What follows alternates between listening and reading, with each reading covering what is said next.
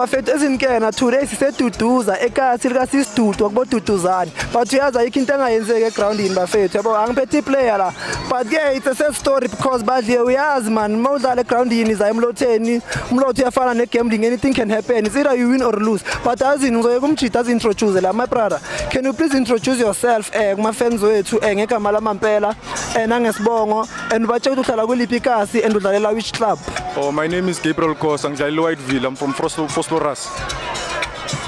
Sure, njami as a player you know lento yokudlala ibhola khona la iqale khona yabo so wena like yini into elagcugcuzela ukuthi udlala ibhola till manje and ubani iplayer okhulu ubukela phansi kwalo?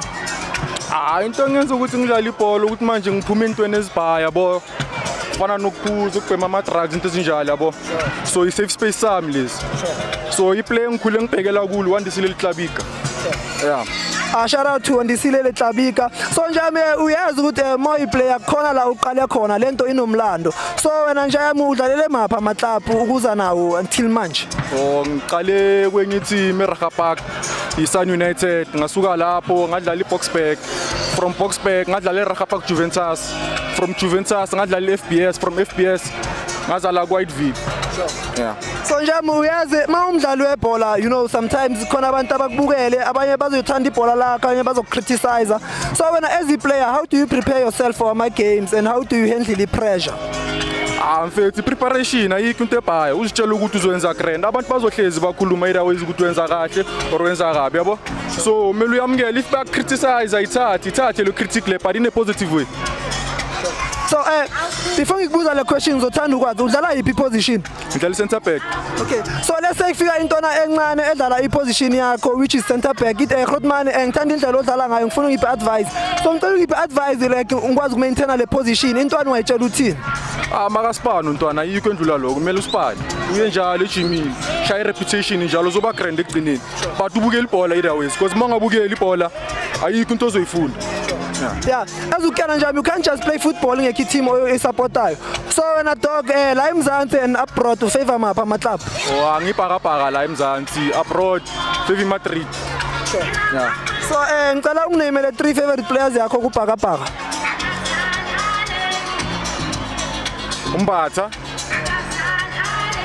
urile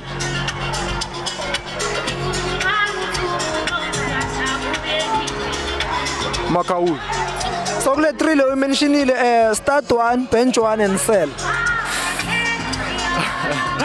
Okay ucash ngoba sekamdala fela awutsell bese umbatha awut start on the bench bese urile uyaqala.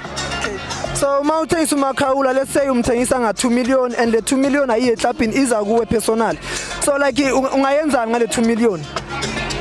Qala endlini nje yami qala endlini ngizoyakhala something uma grease endlini yabo yeah because umuntu ongigqugquzayo ukuthi ngihlezi ngisipane yabo. Yeah. So as ukena eMzansi khona ama highly rated midfielders sesikhuluma ngepast ke manje between uThulani Serero uTeko Modise nomshishi ngicela like uba rank from number 1 to number 3.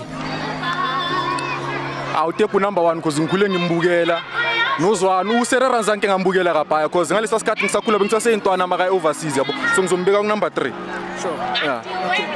So yini into ongathanda like maybe let's say gaya intwana iadvise or word of the day ungatshela ukuthini anyone in fact noma umuntu omdala for word of the day ungamtshela ukuthini? Respect mfethu ube humble phela into ebalekile leyo. Yeah into ebalekile. Njami nyabonga for isikhathi sakho ne. Alright. Khona kanje. Showcase.